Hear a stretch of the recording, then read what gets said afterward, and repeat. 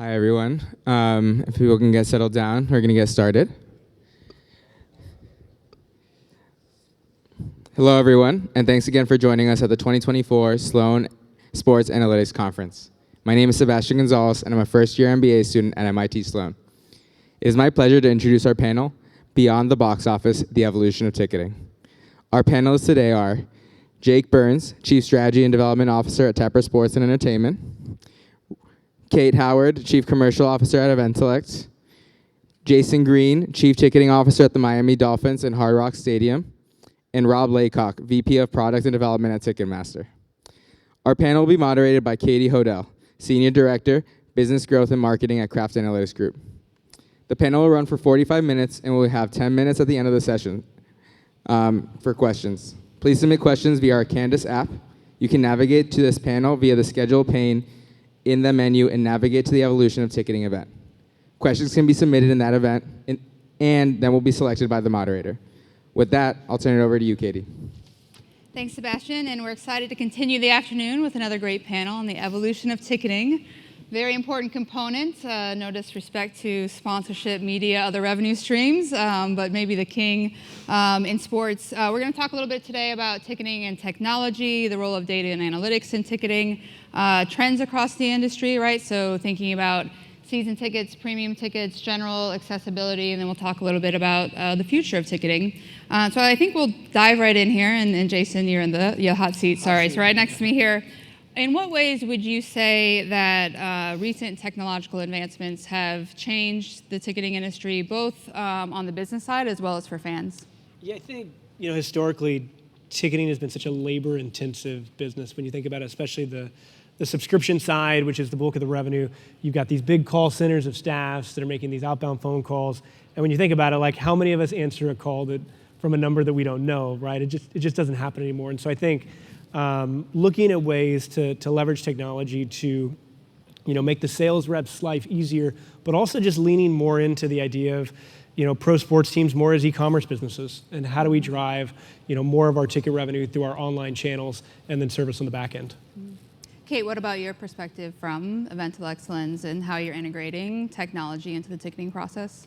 Yeah, I think that's a really good point in terms of teams kind of seeing themselves more as an e-commerce company, because in 2008, when the birth of StubHub and all of those things were coming together, the reason that was able to flourish was because they had kind of taken on the need of consumers to have a really easy experience, an online experience. And so as teams start to take more and more control over that experience, that digital experience, which more and more teams are with their apps and their relationships with their primary platforms. So that's been really great. And then also just customer segmentation. Over the last 10 years, big data is always a big conversation in these conferences. But I feel like over the last 10 years, being able to actually harness the information that we're receiving, we're starting to really get into that and understanding each customer segment and how do you cater to them and how do you maximize the revenue for each different type of consumer. Mm-hmm. Rob, what about from your lens as well, supporting Jake and Jason's teams? How do you guys think about technology infusing changes and enhancements in ticketing? From the client side, for sure, there's an element where it's no longer just about getting into the arena with that ticket. SafeTix helped delete some of that fraud that teams were dealing with. What you're seeing now, you're getting pushed by clients, and rightfully so, to make it more of a 360 experience. So this past year, we launched Ignite. It's an SDK that integrates into T-Mobile apps where they can customize different areas beyond just ticketing, whether it's wayfinding when they get into the arena or the stadium, but even making their way there from a parking perspective. They're big areas that need a lot of information, and we want to make that as frictionless as possible. And Jake, from your lens, you've got football, you've got soccer. How do you think about technology and ticketing for both of those together, as well as how they're different by sport?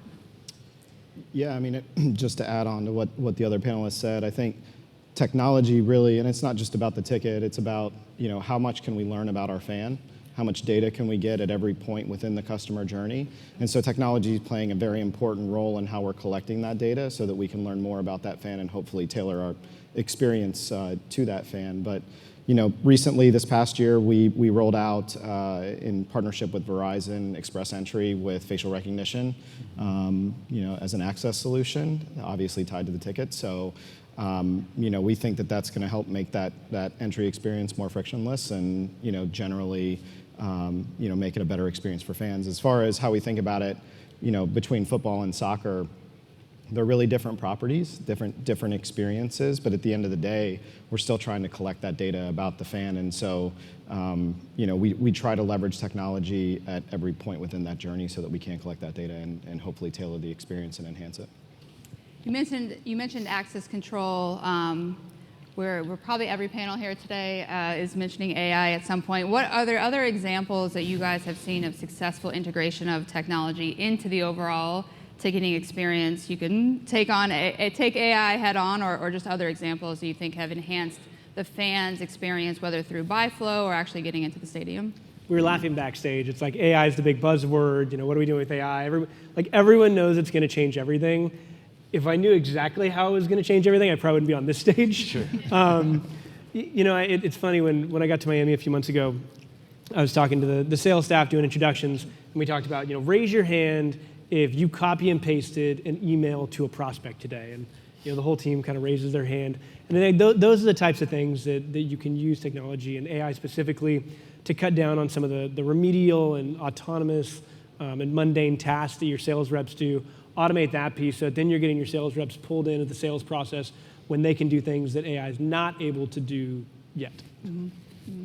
And AI is such a broad term. When people talk about it, you don't even really know what you're saying. And I think a lot of it, especially in sports, is a lot of machine learning and predictive analytics, because the wealth of data that happens in sports is not the same as like the amount of time people Google or people go to a chat.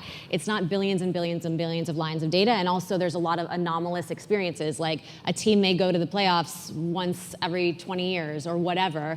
And so yes, you can look at other markets to understand how that's going to behave, but it's not going to be exactly apples to apples. So there still is going to be a need to kind of have parameters and an understanding of the industry and fan behavior, because the other thing is sports is emotional, right? So people make decisions that you wouldn't be able to guess sometimes.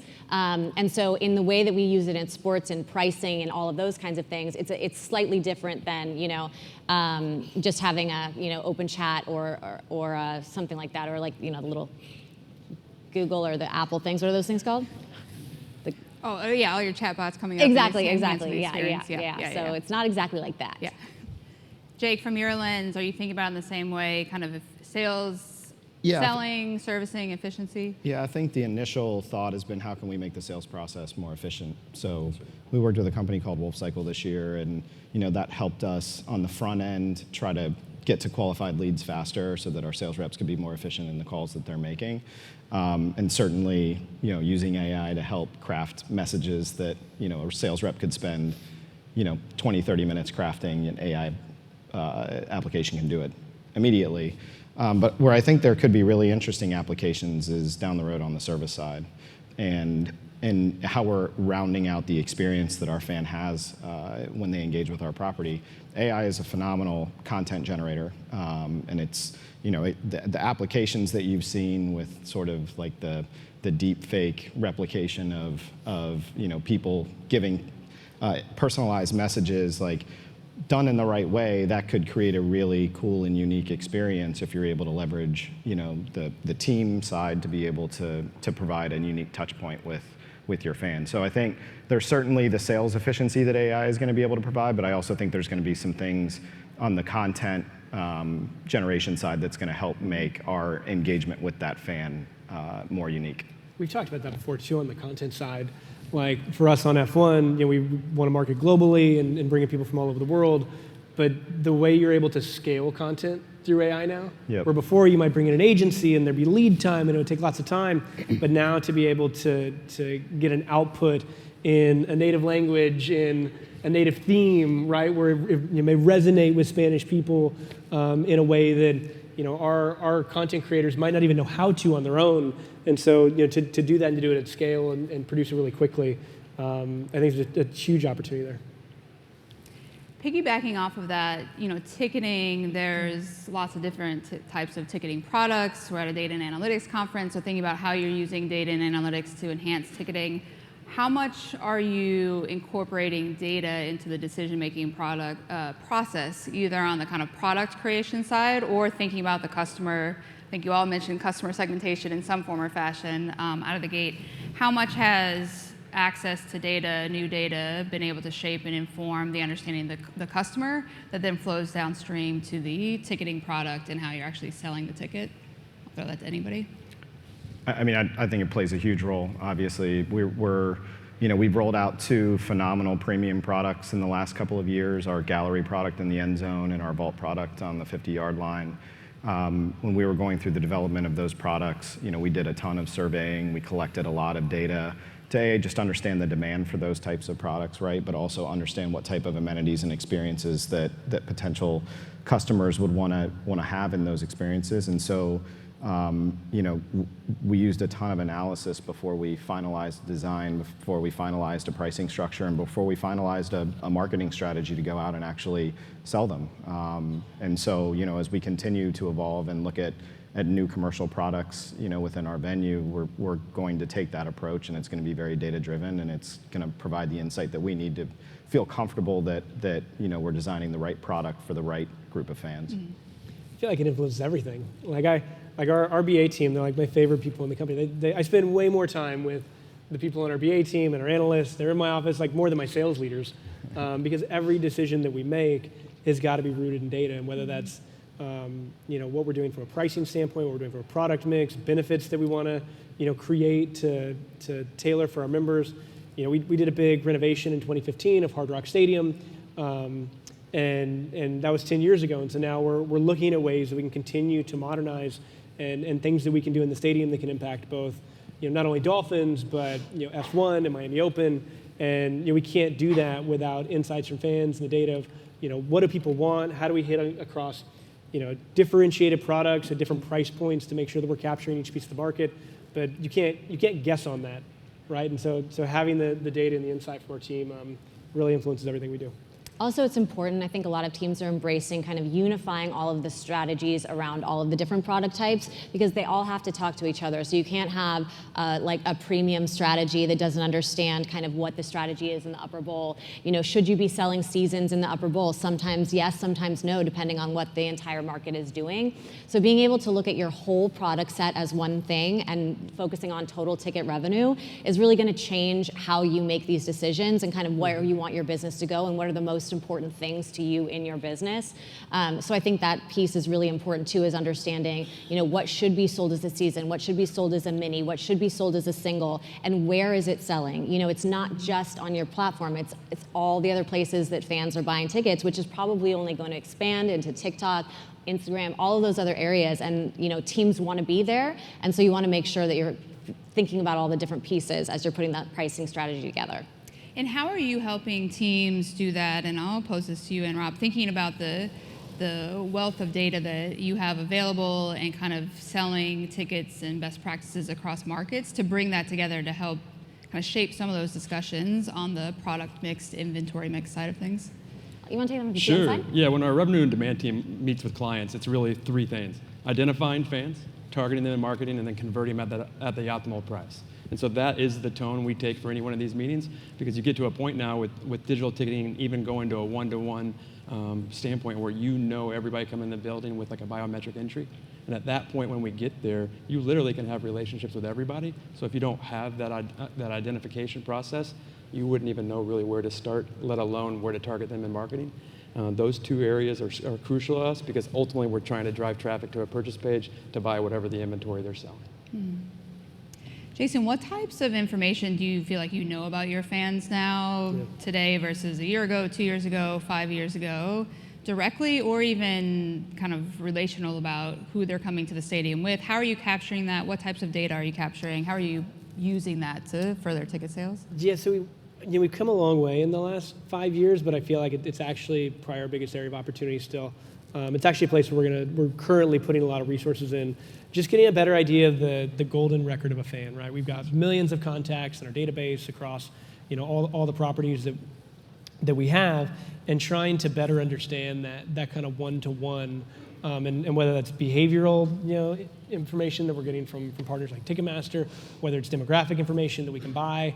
We're really focused on the service teams. We've actually consolidated our service team across the 3 properties so that the same group of folks now service our clients across all 3 properties.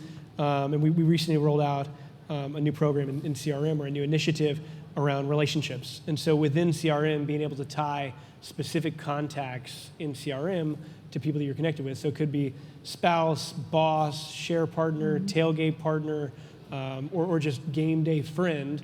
So then we're kind of able to understand these clusters of people that are interacting with each other, and then you can take action against that, whether that's creating special programs in the tailgate lot, or even as you create new products, trying to get these cells of people together so that they're able to sit and create a stickier environment year to year. Jake, what about you guys, thinking about it both from the Charlotte FC and Panthers side? What do you know about those fan groups individually, as well as how they may overlap? Yeah, I mean, similar to Jason, we're striving similarly to have the kind of one golden record for each fan, and working with Ticketmaster, and honestly, shout out to you guys, working with you guys to help integrate our existing data sources. But where I think we ultimately want to get to is, can we understand what their behaviors and their preferences are? And so, that requires more data science, more data analysis to understand what's driving purchase behavior, what's driving the decisions that they're making in and around the venue. Certainly we know, who's coming with them and who they're transferring tickets to, and those types of really basic data points about the fans, but we'd like to be able to go to a level deeper to really start to understand the behaviors, and particularly the behaviors of certain segments. I think the big piece too is like making sure we're able to get this data, but how do you take action against it, right? It's like, is the data that we're collecting, is it helping us to sell more tickets? Is it helping us to renew our fans? Is it helping us to create a better fan experience? If we're not able to take action against one of those things, then we've got to ask ourselves, is it worth the effort to spend a lot of time and resources collecting that data? And so we're really trying to hone in on what are the most important things that we really want to hone in on and capture that we can take action against. And because you can get lost in it, right? Mm-hmm. Like there's so much that you can do, and then I think we've really got to take a step back and say, okay, if we had all of that, what would we actually do with it? Do you have any good examples of that? I'm sure we have a lot of data scientists, data engineers in the room. Jake, we talk about CLV model a lot. How have you started to think about incorporating data science, the insights from data science, into getting that to an entry-level sales rep or into a sales manager's hands, and helping them take action, make decisions based on that data? Yeah, I mean, I think a couple of different ways. So one, yes, we talk all the time about customer lifetime value and how are we able to measure the total relationship with our fan, which right now is very centered just on what is our ticketing relationship with the fan, but we're trying to grow to be beyond just the ticketing relationship and think about all of the different engagement points.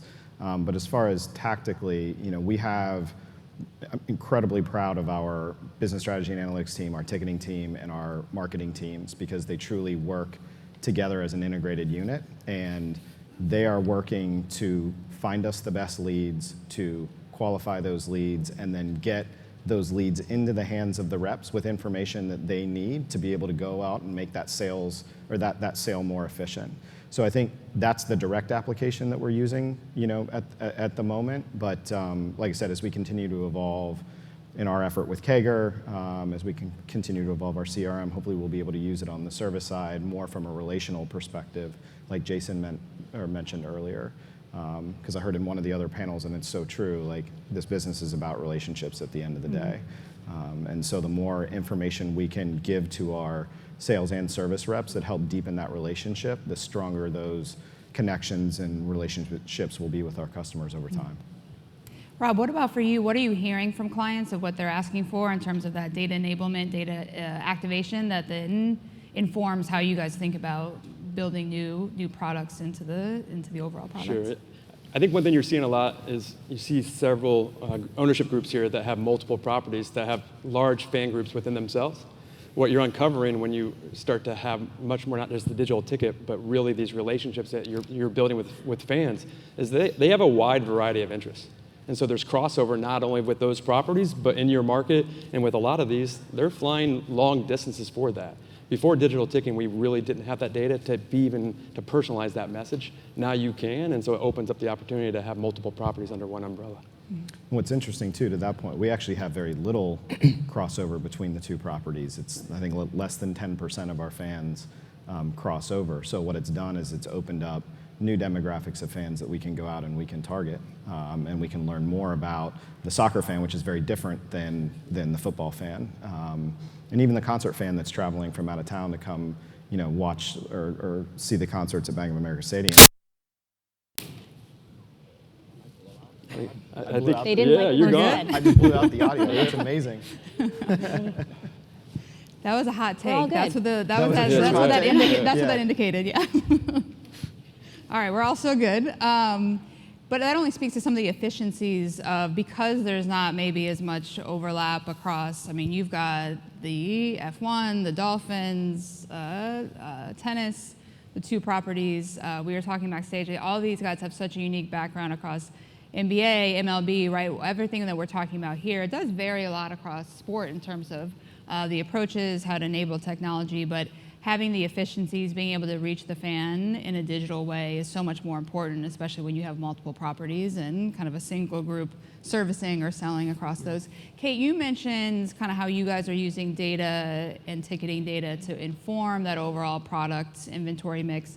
How are you thinking about, or what trends do you think you're seeing broadly when you think about specifically the season ticket or kind of multi-game package today versus a few years ago versus where you think that's Is headed? the season ticket dead? Oh my God, how dare you? How dare you do that to me? The season ticket is not dead, it's evolving like ticketing is, So I think the product mix is just changing, and what consumers want, it can be changing, right? So, mini packs, smaller plans are, becoming more prevalent, and really allowing fans to tailor that in a way that makes sense for them.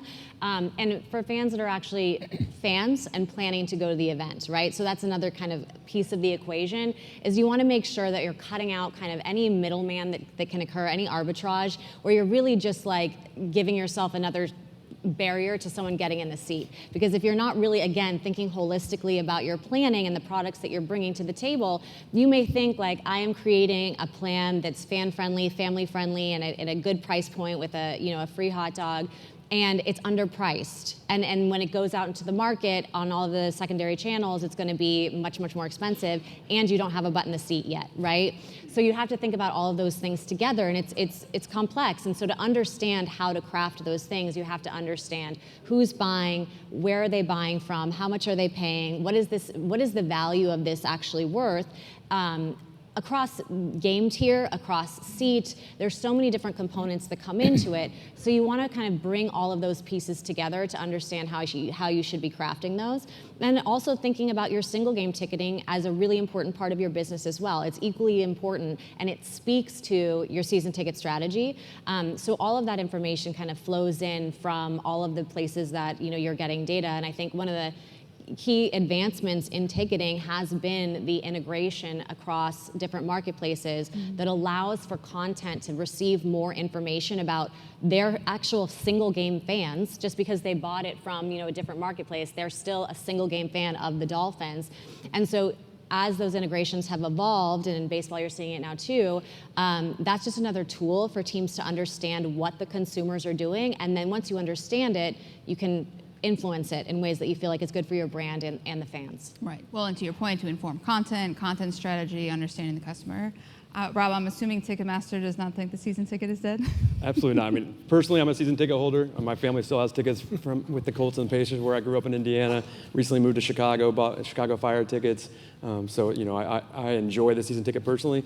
It's a lot of what you just said. Products are changing. They're evolving to match personality traits and customer profiles, and these guys are still proving that season tickets plenty alive, and not just in sports too. I also think it depends on location, right? Like there is, for your premium inventory, your seats that are closest to the court or the field, like there is value in ownership. That's right. Like when you want to have the best seat to the best event, there's value in ownership there. I think as you start to get further away, and those seats represent such a disproportionate amount of the revenue for a team, that the season ticket model can kind of de-risk things for a team. As you move further away from the court or the field, and your tickets become a little more fungible, right? You get to the rows 10, 12, then I think that's where you've got to look at where the market is, and then your secondary and primary start to play in. I think you've got to be really thoughtful about how you price in those areas, because your fans are going to be a little more sensitive to what the market is saying the value of a ticket is. And then the idea of like the primary and secondary, which you talked about, there really is no like primary, secondary.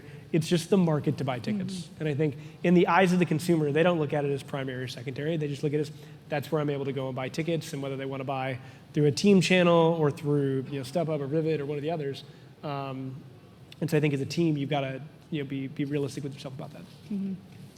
And I was just going to say, I think to Jason's point, right, like you're meeting the fan where they're at, right? Like we're in an unbelievable market in Charlotte. Like we have one of the largest and most passionate season ticket bases in the NFL and in the MLS both. And so our demand profile is very different than the demand profile, for like when I was in baseball, when I was in DC. And so the ticketing products that we have to meet that demand profile are different. But certainly, in a sport like baseball or the NBA or, sport with a lot of game, a high volume of tickets that you've got to sell, you've got to come up with different ticket packages, whether it's, flex packs, mini packs, access passes, just to try and meet every possible fan that you can where they're at. And as our ability to market and identify who those potential fans are expands, we have to evolve with ticketing products that go out and actually meet the demand of those new customer segments that we're identifying. It's a good point, because you see it, right? It's like when teams are more rigid, and it's like, well, we're going to sell season tickets, and we incentivize and compensate our sales reps to go out and sell season tickets, and they tell the fan, you've got to go buy this season ticket, and they say, okay, well, buy the season ticket. I want to go to 30% of the games, and I'll sell the rest. And they sell the rest, and we say, you're a broker. And we get upset that they're then putting these tickets back into the marketplace. And so I think meeting fans where they are and making sure that we're creating products that fit the market and can, to your point, just kind of meet the fan where they are. Not everyone, especially in some of the sports where you've got a lot more games, the full season ticket package might not be the right fit for everybody. Again, I think in some of those higher value areas, it probably still makes sense. There's value in kind of ownership of a location. It's like real estate. I think one of the products that some teams are experimenting with related to that are buyback programs. So I don't know if any of you have tried to sell a ticket. It's actually like not that easy to do, because obviously there's lots of different entities out there that are using data science to sell tickets for the team and work with the content. Is it because they're competing with you? No, not at all. Not at all. We want to help them. So basically, the layman person doesn't have time to go in and change prices a million times or any of that stuff, right? It's not the best experience. So teams are really experimenting with buyback programs, which is a true fan who just says, I cannot go to every game. That's just not possible. And team says, okay, we'll buy it back at variable season ticket price. You're made whole, and then it flows back into the larger strategy of the single game market, and you're not just having a fan put it out there for either a ridiculously high price, ridiculously low price. All of that stuff starts to come together. So you're giving the fan something that's valuable to them, and also not making them work to be a season ticket holder, right? And there's probably a technology component to that to enable doing that at scale, right? As that becomes more increasing. You mentioned kind of the stadium, the venue as kind of a market in and of itself. How do you think about you're in Miami, right? That's an evolving market. Yeah. How do you think about how to make products and incorporate partners and generally what's happening in the market relevant, I guess on the Dolphin side, but certainly across all the properties? Yeah, so I was in Miami with the Dolphins from 2014 to 2018, and then I came back about 3-4 months ago, and the market's changed so much. Like Miami's almost going through this renaissance, right? I think post-pandemic, you've had so many folks from New York and California who have come down to Florida, and so we're spending a lot of time looking at that, looking at how the demographic has changed a lot, and then how we continue to create these differentiated products to fit different segments of the market, especially as a lot of this wealth has moved down here. I also think looking at ways to create kind of an authentic Miami experience, and so looking at partners, whether it's hospitality partners or F&B partners, to bring them in and be a part of the venue, again, across all the properties, so that when you come to Hard Rock Stadium, you feel like you're getting a very authentic Miami experience that you wouldn't necessarily be able to get at any other venue. What about selling those premium experiences? We talked a little bit, right? You can buy a Tesla now without ever speaking to anyone. That's a fairly pricey purchase. How do you guys think, both on the team side and the technology side, about enabling the digital experience to the premium product? Are those two things congruent? Is there challenges there? What have you done to enable making that easier, purchasing premium products digitally, or is that still much more importantly to be relationship-based in the sale? It's a really interesting question. We were disagreeing on it this morning. Yeah, we were kind of going back and forth. So a couple of things. So one, we worked with a company this year called Suite Pro, where we actually put single game suites online. The idea being, if you can go buy a car online, you should be able to buy a suite online. You know, I personally believe on some level, especially with premium experiences, you refer to it kind of like real estate. If you're making a long-term investment in something, you're going to want to have some type of relationship with the person that you're going to buy from. And you know, honestly, we have one of the best premium teams I've ever seen at Tepper Sports and Entertainment, and they are the best at relationships. And I think that's really important when you're making an investment like that. Maybe not for everybody, but for some people. So do I think there's a future where, yes, you could go online and you could make that purchase? Sure, we're doing it now from a single suite perspective. But I think with some of your larger investments, there will still be a relationship element, and you need to be able to do the little things to deepen relationships really well. And we're maybe in a unique spot where, you know, with F1, it's a single event, right? It's not a subscription, it's not a season, and so you're getting people from all over the world that are coming in to buy for this one event, and we laugh about it, but we're like, we've got to get to a place where when there's, you know, 5 people having dinner one night talking about, hey, we should go to the F1 race, they should be able to jump on their phone and within like 90 seconds buy a suite for the race, you know, log in, double click, Apple Pay, done, and to make that really, really frictionless. And when you do look, you know, more globally, even now when I got there, if you're, you know, in Germany and you want to buy a suite and you go to our website, you fill out a form. And you know, there's language barriers, there's time zone barriers, and so looking at how you make that digital experience easier and less frictionless for people to be able to buy online, I think you know, that's going to be the primary way most people are buying. Like, most people don't want to talk to anybody anymore. Like, when you buy most things, you kind of just want to be able to go to a mobile native experience and be able to shop, have your questions answered, and purchase without actually having to talk to someone.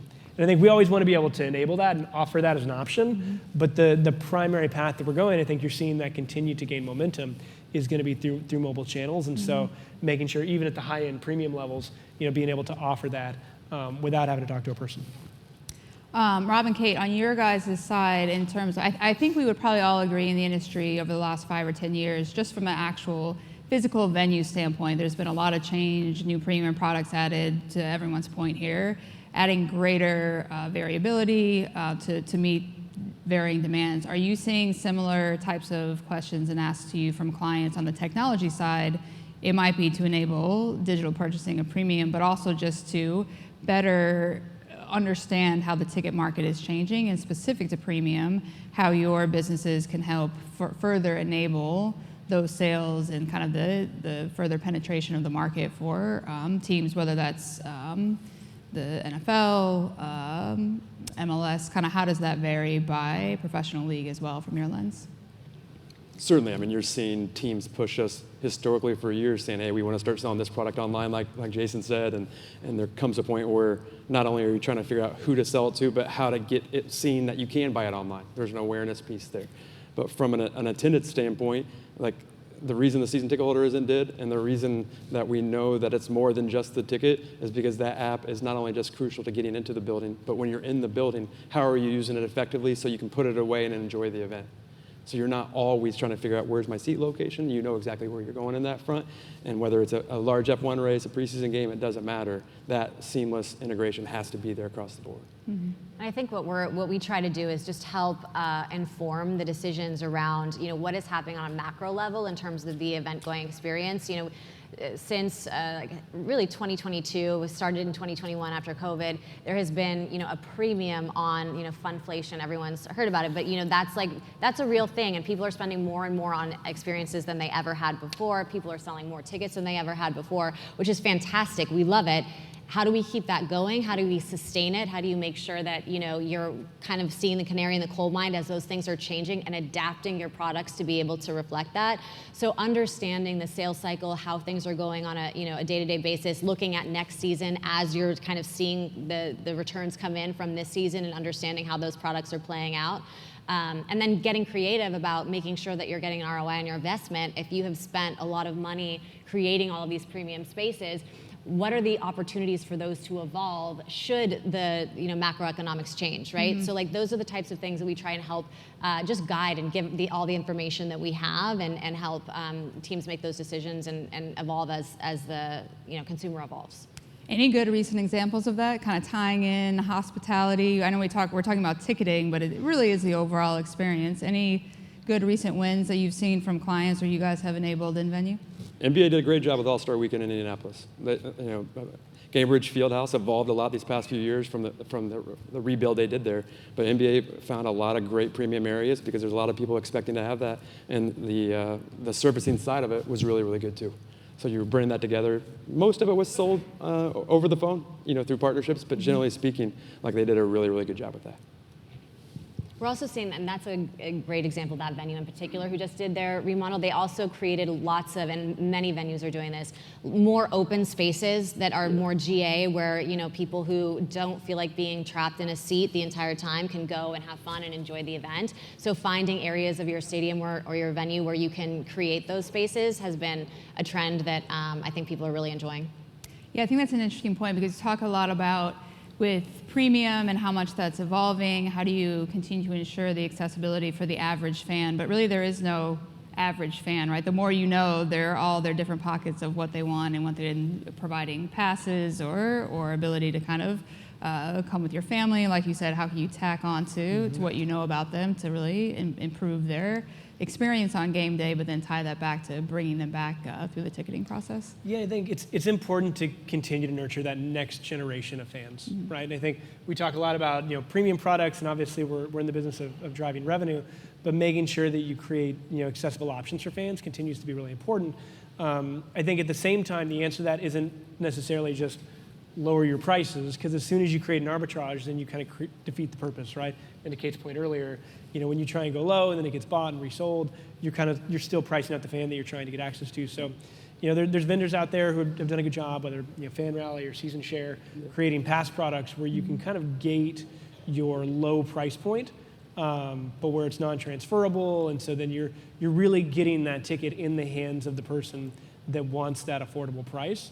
But without creating arbitrage and defeating the purpose. And there's technologies that that are being experimented with now in terms of zone selling, so that you can basically tell me where in the venue you want to sit, and then we'll tell you exactly where that's going to be, like the day before the game, and you may get something better than you thought you were going to get, or you'll at least get the expectation that you had. So in that scenario, that's not really resellable because you have to have a seat to resell it, and then also it gives people just a faster buying option. Like that's the other thing too. Like how do we get people through the conversion funnel? And most people that we forget, they don't go to many events. Like they go to 1 or 2 a year. That's most consumers. And so they just want to understand, okay, I want to be close to third base. This is where I want to be. Give me a way to buy that fast, right? And so those are some of the kind of new technologies that are coming through, and it's not easy. There's definitely back-end work that's required in terms of, how do you pull the seat, where do you pull it from, all of those kinds of things. But it's all solvable and it's being done, and I think that's another type of product that's going to be great for the mid-level consumer who wants to just attend the event. That will be a product for them, or a young person, or those kind of things. So I was going to pose this to everyone. You kind of started to go there. What do you see as the future of ticketing, kind of considering the ongoing advancements in technology, the changing consumer preferences? Is there hundreds, thousands of new products? What does the future look like as you put your lenses on 5-10 years out? I'll throw a couple of ideas out, and I apologize to my good friends at Ticketmaster, but I don't think that tickets will be the center of our relationship with the fan. I think it's going to move more towards a membership, and this isn't a new idea. This has been talked about a lot, but there's going to be a membership model, and the ticket is going to be a spoke within the broader hub, as is our relationship from an F&B perspective and merch and sports betting now, and all of the different ways that fans are engaging. It'll become another data point. I also think if you continue to see how biometrics evolve and how they're being used for access, and now they're being used at concessions and they're being used at merch, it's possible that you don't even need the ticket because you just you're using your own biometric data as our primary way to engage with you and totally remove friction from the process entirely. So I don't know if any of that'll come truly to fruition, but when you're looking at kind of trends and ways things are moving, I can certainly see that as a potential future. It's funny, as I think about the future of ticketing, I think about like the two departments in our organization outside of ticketing. It's data analytics and it's digital marketing. And I think we've got to do two things, right? One is to really do a better job of collecting data, getting a one-to-one relationship with our fan, understanding more about them so that we can really segment well.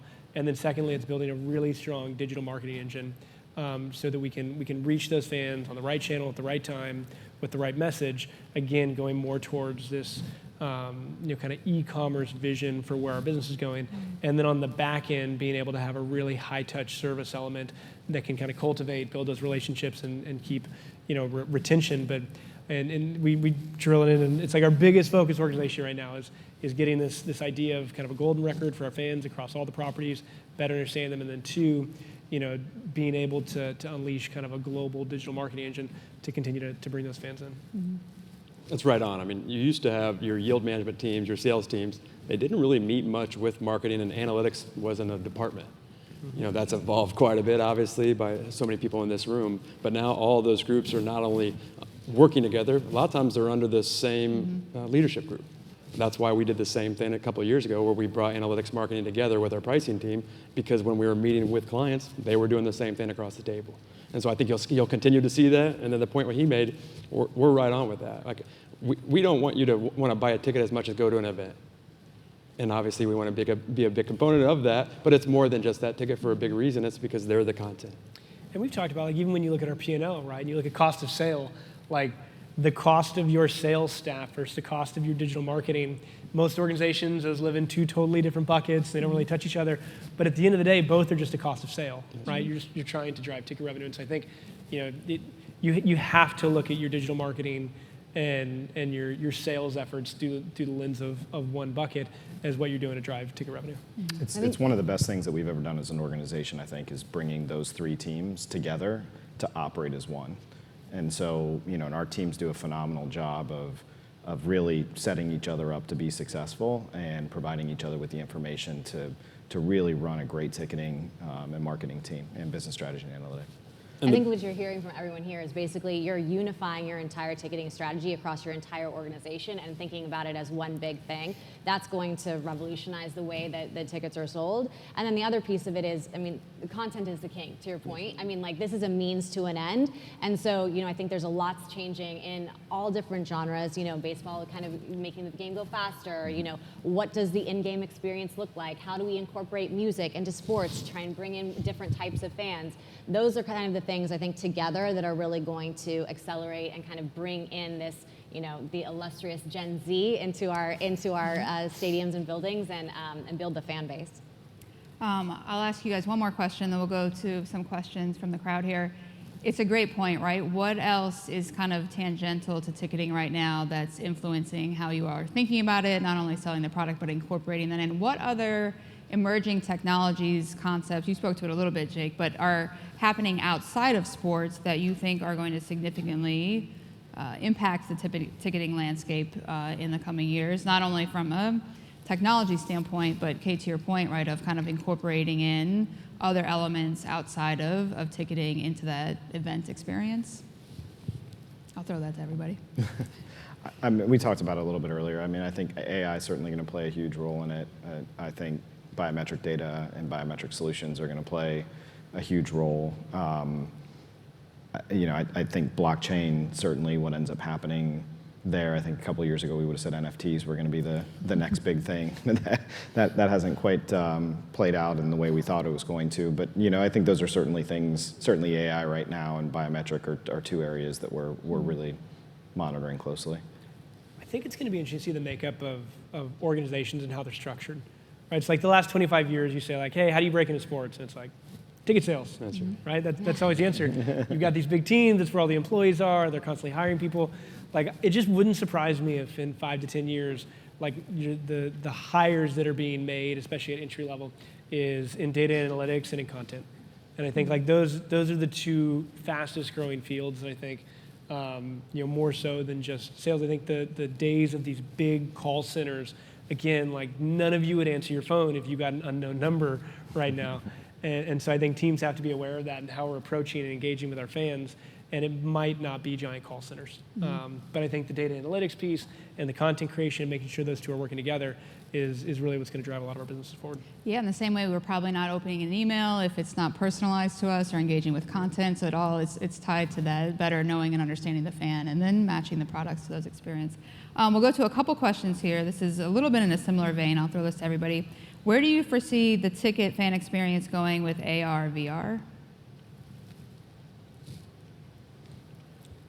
I'm not as bullish. I'm not either. I'm not as bullish on AR. I think there's still something unique. Like one of the things that is great about going to a sporting event is A, it's unpredictable, and B, it's a shared communal experience, right? Like there is something about getting lost in the moment of a big game with 18 or 60,000 other people that I think when you introduce AR and you got lenses and filters and everything else, I think you lose some of that. And I think going to sporting events is actually one of those rare things that we still do when we're there that for the most part, we're not on our screens, not always, but I'm not as bullish on in-venue AR. I think more it'll impact broadcasting, right? So like the way someone who's already going to stay home and watch the game, definitely going to impact them. People who are going to the game, like there's status associated to saying I was there, and I was there and I wasn't wearing like an awkward headset, right? Like that, so I think that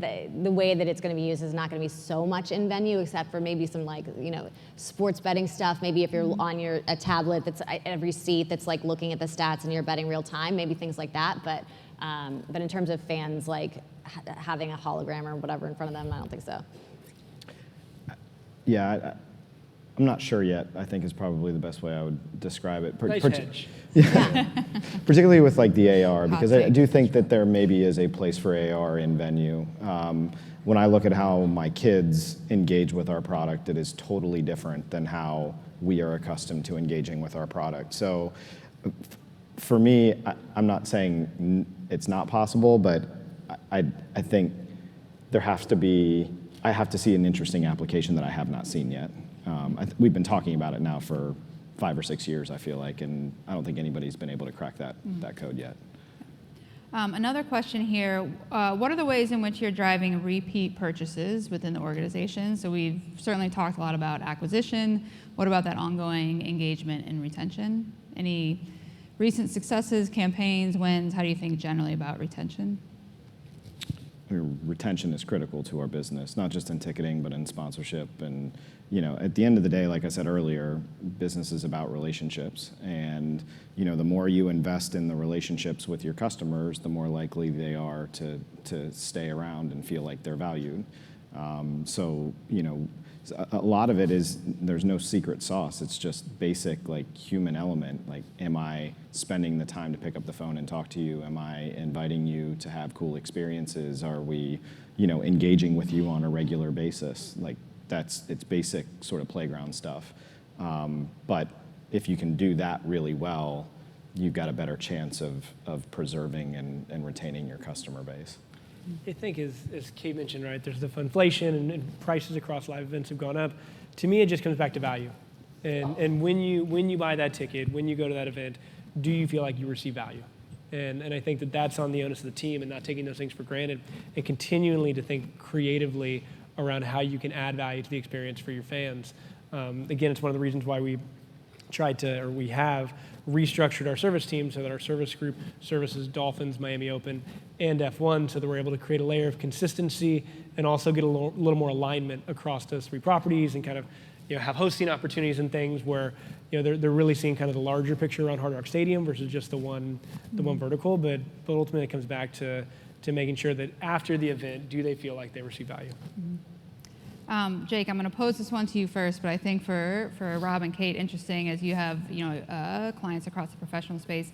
NFL teams have a unique challenge where they really only have 8 to 11 times a year to get ticketing right versus the other extreme of baseball of 81 plus. How do you go about testing different ticketing strategies game to game when opportunities might be limited in the touch points that you have? How do you think about in your seat now, NFL, MLS, MLB prior differently and the sheer volume of games to be able to test products? Yeah, I mean, I think you said it, right? Like you've got 10 games and we've got a massive season ticket base. So there's only a limited number of tickets for us to sell to any one of those games.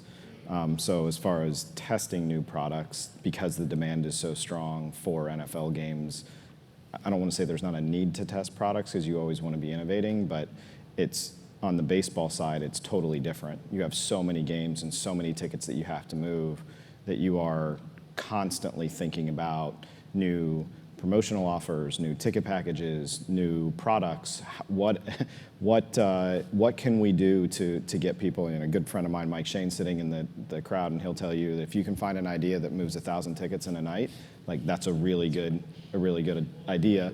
And when I went into the NFL, it's like, oh, we moved 1,000 tickets in a day, piece of cake. But yeah, I mean, I think the sports that have to move more inventory have to be more creative, and you've got more events, games to be able to go out and test those ideas. Yeah, my experience on the team side before returning to Ticketmaster, the biggest thing we could do from a single game standpoint was that bounce back offer to get them back into the building one more time that season, because those were the absolute best leads to make phone calls out to see if they wanted a mini plan or a season ticket, because you've established that relationship with them.